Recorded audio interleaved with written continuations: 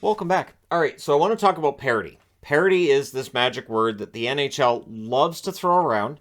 We as fans love to see it, but do we really? So the comment gets made a lot when we talk about the Stanley Cup playoffs, the Stanley Cup champion. Is there really true parity?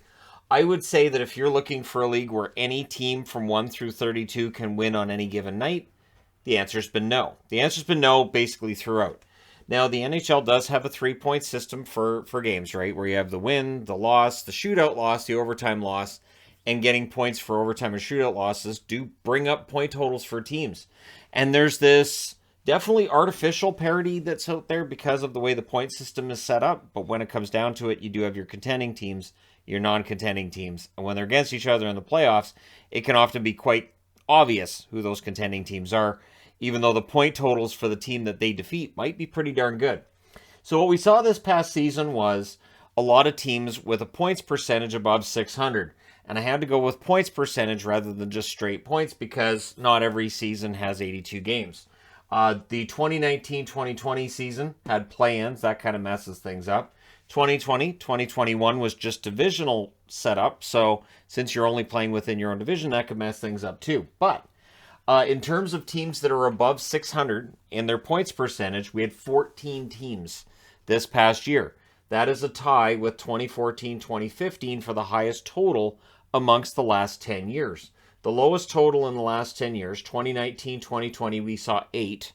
And in 2012-2013, we saw 8. 2012-13 was a 48-game season. 2019-2020, of course, there was the pause. Now, the reason the pause can come into this, too, is because you will often see teams absolutely falling apart after the trade deadline because they've traded guys off, they've sold, and then you see teams getting inflated records playing against those teams as well. So it may factor into why we saw the lowest number in 2019-2020. For 2012-2013, maybe there's more parity there. Although, when we look at teams with a points percentage below 450, which is where was the cutoff, I thought about 400 since you have 600 here. Remember what I said at the start of this. There's artificial inflation to bad teams that brings up their point totals. So I had to go with 450. I thought, if I go with 400, we're going to get maybe 1, maybe 2. 450 might be a better indicator. I could honestly have gone to 500 and the results would have been very similar. So that's the problem with the whole 500 record being pretty good thing, which I don't state that in videos, but I will say a team at a 500 season, 82 points is 500 technically. Doesn't mean they were very good. It just means, they did manage to get 82 points in 82 games. So this past season, we saw 7 teams with a points total below 450. The previous season, 2020-2021, we saw 8.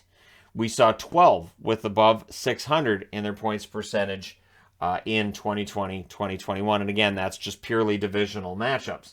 So it makes sense if you have divisional teams that have above 600 and they're only playing within a division, you're going to have teams below 450 as well. Unless all those wins were in overtime or shootouts. And Dallas, you know who you are. So Dallas had lots of overtime and shootout loss points in 2020, 2021, tons of them. So that definitely skews your numbers, and they probably should have been on this chart, but I don't think they were below 450 on their points percentage. So the overall numbers would tell you that things have been relatively consistent when you look at the playoff gap. To me, what tells you whether or not there's some form of parity is, did games matter late in the season? This past year, if you're a fan of an Eastern team, no. The games didn't mean anything from like early December on in terms of who's going to make it and who's not. Now, positioning, well, yeah, those are definitely going to move around, and teams within the top 8 moved up, moved down, all that fun stuff. But there was a 16-point gap in the East, and I think this has definitely brought up a lot of comments about whether or not there is parity. And I get it, but it's a one-year thing. You look at the other years, and again, I could not use 2020, 2021 for the playoff gap because we didn't have East and West. We had 4 divisions, which just messes things up. And then some of the Eastern-based teams were actually in divisions with other teams from the West and vice versa. And it's a mess. So I can't really use that. 2019, 2020, there was no gap in points. The play-ins messed things up. But in terms of where teams were at from 8 to 9, 8 was Toronto, 9 was Columbus. There was no point gap. 8 and 9 in the West, actually the team that was rated ninth had one more point than the team that's eighth, so I just put a 0 because that just makes things messed up. It was points percentage that put one team in eighth over the other team in ninth, but again, there was no gap. So that is at the time of the pause. That would have probably changed had we gone to the full 82 games that year.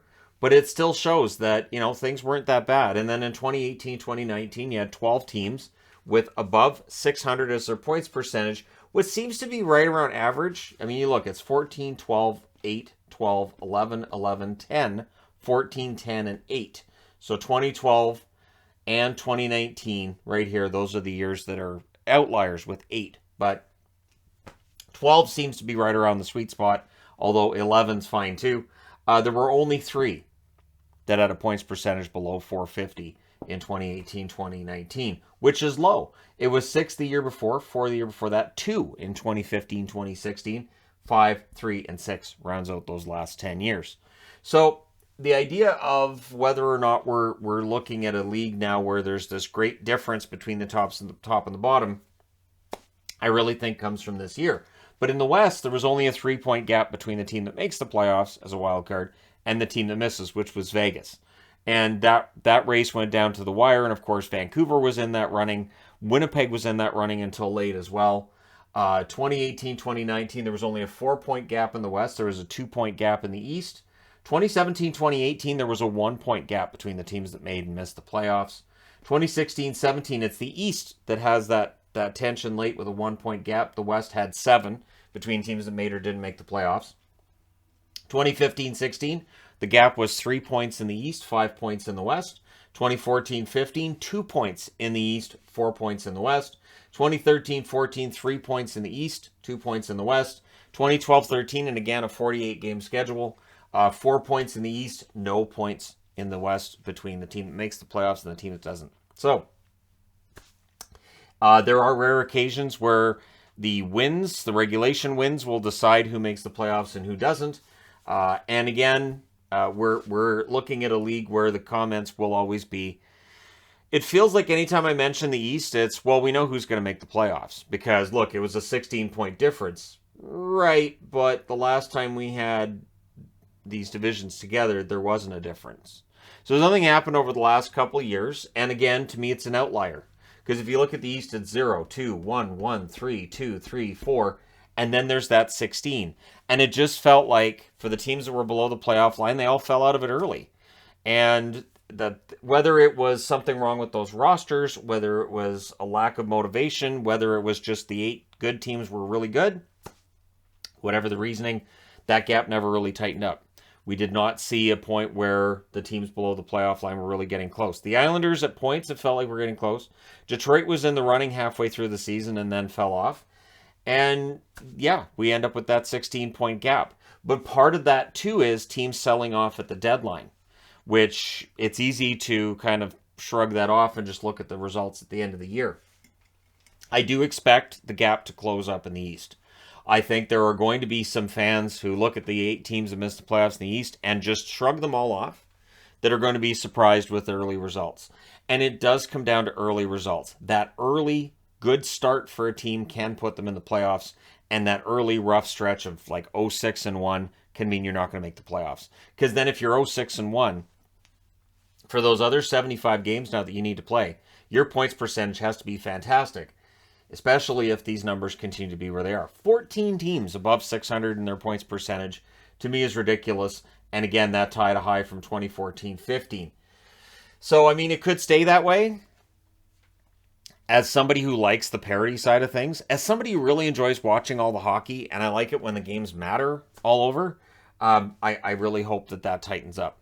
And I say that as somebody who's a fan of one of the teams that finished above the playoff line in the East and is predicting they're going to fall off and potentially miss the playoffs. And of course, I'm talking about Boston there. But I do expect things to tighten up quite a bit.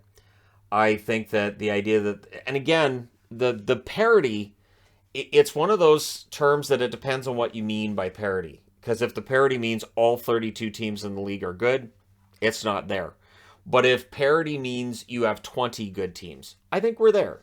There were at least 3 good teams who missed the playoffs in the West. I would say there's at least 1 team in the East who, if things started out different, could have made it, and that being probably the Islanders. So I don't see a pattern yet, because it's just the 1 year that we've seen a gap of more than 10 points. And I don't think we see it again because of the way things have been in previous seasons. It was a really bizarre season that we had in 2020, 2021. It was a shortened season that we had the year before that. And so I think there's a lot of factors that go into the first full 82-game schedule we've had in a while. And there was some condensed schedule in there. There was some games moved around in there too. There was a lot of things that should not happen this year. We should have a much more smooth experience when it comes to the National Hockey League this year. And that should tighten up races as well. I don't think we're going to have that same gap. But what I want to know from people out there watching this is a simple question. What we saw this year in the East, is that an indication that we're going to see more of that? Are we going to see more GMs just going, you know what, we're going to tear things down and start over if they get off to a slow start? Or are we going to see teams actually trying to turn things around? Which, again, it depends on the GM. It depends on the team you're looking at. Probably depends on the age of the players as well. But let me know your thoughts regarding this. What do you qualify as parity? Because to me, again, it really is any team in the playoffs can beat any other team. I think that's still a thing. We saw a lot of Game 7s in the first round this year.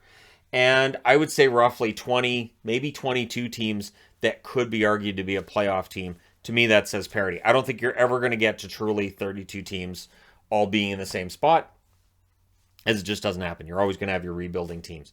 But let me know your thoughts. Hit like and subscribe if you're browsing your way through, you just happened upon this video. Thank you guys so much for watching, for all your support. I will talk to you again soon.